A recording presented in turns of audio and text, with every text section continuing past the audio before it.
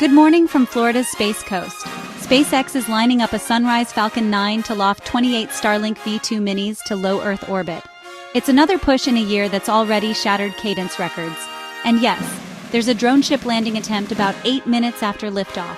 Let's break down the mission, the booster, the weather, and what to watch as the countdown hits 0. Today's mission, Starlink 10-22, heads to a low Earth orbit track supporting the Gen 2 constellation. Liftoff is targeted near sunrise from Space Launch Complex 40 at Cape Canaveral. SpaceX will stream live about an hour before launch. Space Coast weather officers call conditions mostly favorable, with the usual watch item for cumulus clouds over the Gulf Stream in the morning hours.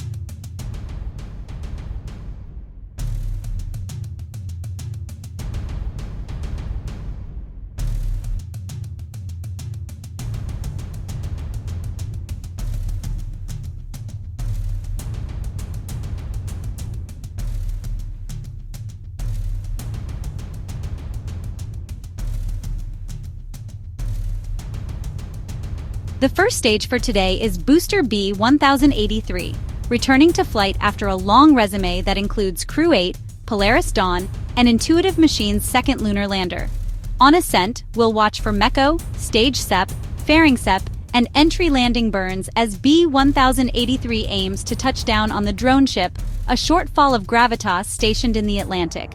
If successful, it adds one more notch to SpaceX's near 500 tally of booster landings and a triple-digit count for this specific ship.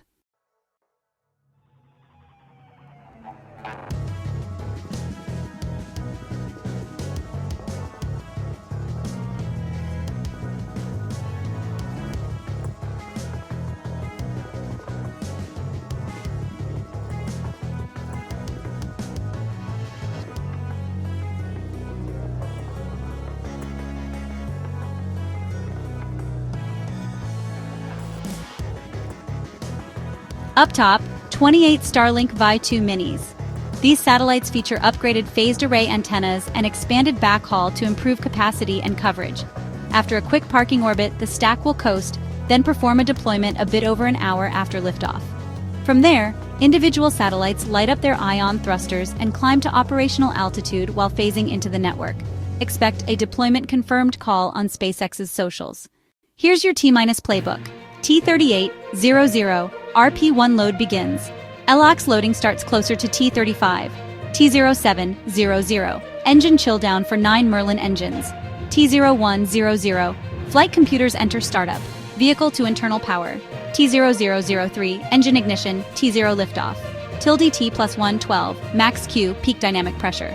T plus 230, MECO, stage SEP, SES1 for the second stage. T plus 630. Entry burn on B-1083. T plus 830.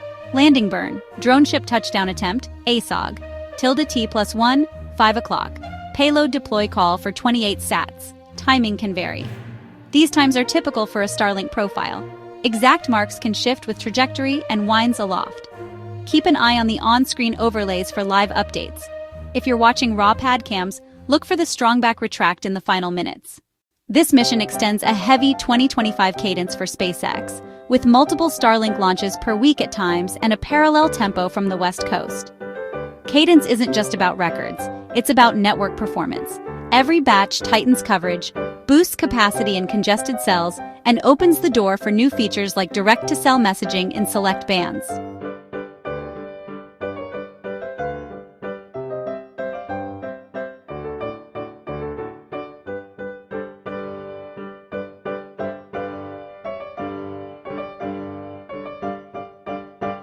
It also stress tests reusability, turn times, engine life, fairing recovery, the backbone of why this model works at scale.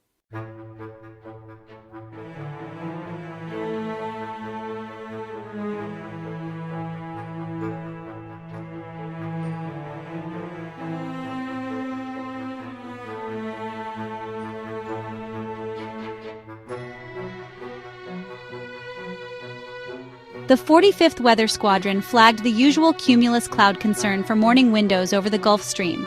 If we get a scrub for weather or a late countdown hold, common recycle options are 24-48 hours, depending on range availability and the Droneship station keeping. Always check SpaceX's official channels for the latest target time before you drive to the Cape. patrick.spaceforce.mil.